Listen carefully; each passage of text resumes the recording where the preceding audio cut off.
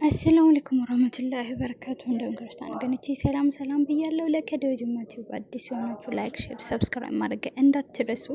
እንግዲህ ሀቢባ በየአራት ወሩ ኢትዮጵያ ለእጣው ምክንያት ኢትዮጵያ እንደምትገባ ሁላችሁም ታውቃላችሁ። እና ኢትዮጵያ በገባችበት ሰዓት ታዝባ የመጣችውን በተለይ ከስደት መልስ ስትገቡ ምን እንስራ፣ እንዴት ምን አይነት ስራ ነው የሚያዋጣ፣ ምን አይነት ስራ ብንሰራ ኢትዮጵያ ላይ ትርፋማ እንሆናለን ብላችሁ ለምታስቡ ሰዎች በሙሉ እንግዲህ ትልቅ ሚስጥር ተናግራለች ማለት ነው። እና ምንም አትፍሩ። ወደ ሀገር ገባለሁ ብላችሁ ካሰባችሁ ምንም ነገር እንዳትፈሩ፣ ግቡ፣ የራሳችሁን ስራ ስሩ። የሚያዋጣውም ስራ ደግሞ በጣም እንደዚህ ነው ብላችሁ የማትጠብቁ ስራዎች ነው የዘረዘረች ማለት ነው። እኛ እዚህ ሆነን አሁን እኔ ኢትዮጵያ ስደውል ማለት ነው ወላሂ ላዚም ኑሮ ውድነቱ እውነት እኛ እኮ መውጫ መንገድ አተን እንጂ ወደ እናንተ መምጣት እንፈልጋለን። ኑሮ ውድ ነው።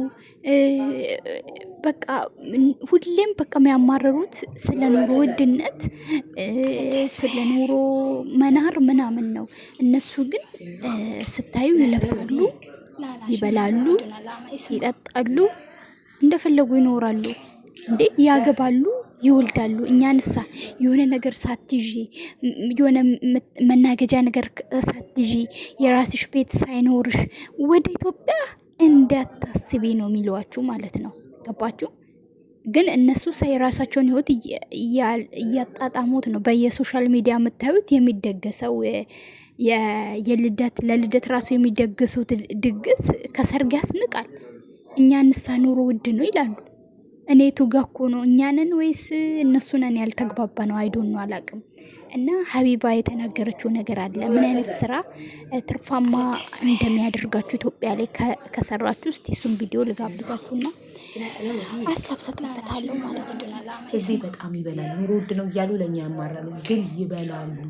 ጁስ ቤት ብትሄጂ ወረፋ ነው መቀመጫ አታገኝም። ካፌ ብትሄጂ ወረፋ ነው መቀመጫ የለም። መብላት ነው ስራው ህዝቤ። እና እንዳለ ሀገሪቷ የሞላ ፑቲክ ህዝቤ ይበላል፣ ይለብሳል። እኛ እዚህ ሆነን የምንሰማው ችግር ነው። ስንሄድ የምናየው ሙሉ ሀገሪቷ በፑቲክ ተጥለቅልቃለች። እና ህዝቤ እንዳለ እየበላ ነው። ሬስቶራንት ወረፋ ነው አታገኙም። ወረፋ ጠብቃችሁ ነው መቀመጫ የምታገኙት። እና የምንሰማው ሌላ፣ ሄደን ስናይ የምናየው ሌላ ነው። እና የሚያዋጣው ቢዝነስ ምግብ ቤትና ውበት ነክ ነገር ነው። አሁን ህዝቤ እንዳለ ለውበቱን ይጠብቃል። ጥፍሩን የማይሰራ ሂውማን ሄር የማይሰራ ቅድብ የማይሰራ አይላሽ የማይሰራ የለም። ድሃውም ሀብታሙም ሁሉም ውበቱን ይጠብቃል። ስለዚህ ቢዝነስ ካሰባችሁ ከአረብ ሀገር ገብታችሁ ወይ ምግብ ቤት ወይ የውበት ነገር ተምራችሁ የሆነ ነገር ሜካፕ ይሁን ፀጉር ይሁን ጥፍር ይሁን ቅንድብ ይሁን አይላሽ የሆነ ነገር ተምራችሁ ያንን ሙያ ነው መስራት ያለባችሁ። ያላችሁ ገንዘብ ደግሞ በቂ ካልሆነ ለቢዝነስ ለመክፈት በቂ ካልሆነ ተምራችሁ በሶሻል ሚዲያችሁን አሳድጋችሁ በሶሻል ሚዲያችሁ አስተዋውቃችሁ እየዞራችሁ በየቤቱ መስራት። እኔ የፕሮግራም ይለት ሜካፑን በጣም ማወጣለት ማለት ነው። ሜካፑን የሰራችኝ ልጅ ሜካፕ 2500 ነው። አንድ መታ ሰርታኝ ማለት ነው። ደቂቃዎች ላይ ከአንድ ሰዓት አልፈጀባትም። ላይቭ ላይ የሰራችኝ ታችኋላ። በጣም ጎበዝ ናት። ሜካፕ ተምራችሁ ቢዝነሳችሁን አስተዋውቃችሁ ቢዝነስ ካርድ አሳትማችሁ እየዞራችሁ ሀይ ጋባ ቲቪ እንደሰማችሁት ነው ማለት ነው። አሁን ላይ በተለይ እውነት ነው ከሙስሊሙ ብትሉ፣ ሌላ ኦርቶዶክሱ ብትሉ፣ ፕሮቴስታንቱ ብትሉ፣ ምኑ ብትሉ አሁን ላይ እንደ ድሮ አይደለም። አልሐምዱሊላ ሁሉም ከትንሽ እስከ ትልቅ በጣም ውበቱን ይጠብቃል። ውበት ነክ ነገር ብትማሩ በተለይ ይሄ ምንድን ነው በአሁን በእስልምና አይፈቀድም። ይሄ ጥፍር፣ ፀጉር ምናምን። ግን የምትችሉት ደግሞ ፀጉር ስትሉ ዝም ብሎ ስራ፣ ጥፍርም እኮ ይመቀጠል ሳይሆን ዝም ብሎ እና ለእናንተ እንደ ቶክስ ነገር ምናምን የምትቀጣጥሉት ነገር መቀጣጠል ነው በእኛ አሁን የተከለከለ እንጂ ሳትቀጣጥሉ ውጉን ሳትቀጣጥሉ በፀጉር ብቻ በጥፍራቸው ብቻ መሳጅ ብዙ ነገር አለ። አሁን ላይ ውበት ነክ ነገር ኢትዮጵያ ላይ ህዝቤ ይለብሳል፣ ውበቱን ይጠብቃል፣ ይበላል፣ ይጠጣል ብላለች ሀቢባ። እና አሁንም ደግሞ ከቻላችሁ ምግብ ነክ ነገር ኢትዮጵያ ላይ ብትከፍቱ በጣም ትርፋማ ትሆናላችሁ። ያው እንደሰማችሁ ነው ማለት ነው ስትናገር።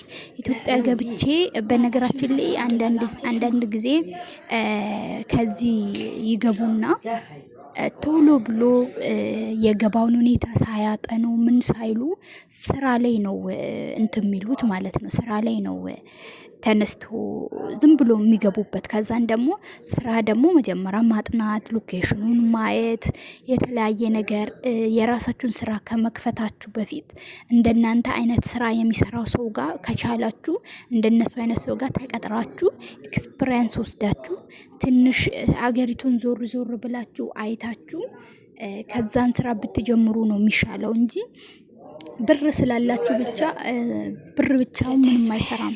ሰው ያስፈልጋል፣ ኤክስፒሪየንስ ያስፈልጋል። ኤክስፒሪየንሳችሁን ካጠናከራችሁ ምን ካላችሁ በኋላ ከዛ የራሳችሁን ስራ መስራት ትጀምራላችሁ ማለት ነው።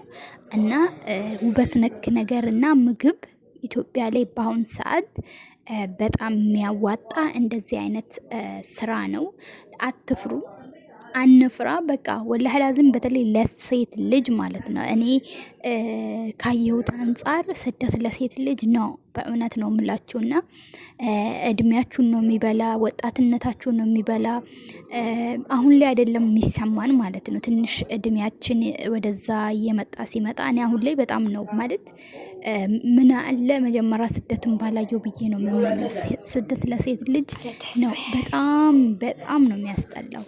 ወላሂ አንደኛ ነገር ልጅ ወልዳችሁ ብትልቁ እንኳን ካላሳደጋችሁ ነገ ልጅም ለእናንተ ስሜት አይኖረውም። እናንተ ደግሞ ለልጃችሁ ምንድነው በቃ የሆነ ስላላሳደጋችሁት ብትቆጡ እንኳን እሺ ማይላችሁ።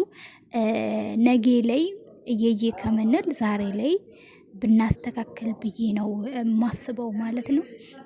እና ህይወት ከሆነች 99 ናት፣ 100 ሞልታ አታቅም። አንድ ቀን ሞልታም አታቅም፣ አትሞላምም። በቃ ያን ቀዳዳ ስትደፍኑ ይሄ ቀዳዳ ይከፈታል፣ ያን ቀዳዳ ደፈንኩ ስትሉ ያኛው ቀዳዳ ይከፈታል። እንደዚህ እያለ እኛ የሆነ የሰው በቃ ወልደን ሳናይ ህይወትን ሳናጣጥማት እድሜያችን ይኖራል ማለት ነው። ሴት ልጅ ደግሞ በጊዜዋ ካልተጠቀመች በጣም ነው በኋላ ላይ ችግር የሚሆነው ማለት ነው። በኔ እንደው ለሴት ልጅ ስደት ቢቆም ብዬ ነው የምመኘው ማለት ነው። ለምን በጣም ነው የሚያስጠላው። ወላሂ ላዚም ነው የምላችሁ። ብዙ ነገር ከጥቅሙ ጉዳቱ ይበልጣል። ስደት ለሴት ልጅ ነው ብዬ የማስበው። ተጠቅማችሁበታል፣ ተጠቅመንበታል። ግን ከተጠቀምነው የበለጠ ጉዳቱ ይበልጣል ማለት እዚህ ጋር በእድሜያችን ቁማር እየተጫወትን ነው። ገባችሁ አይደል? እና ደፍረን ገብተን እንግዲህ በትንሽ ብር ስራ ጀምሮ መስራት ነው።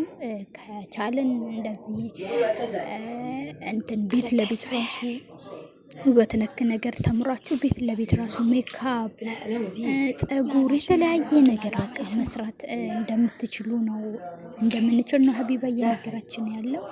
ባይ ነገ በሌላ ቪዲዮ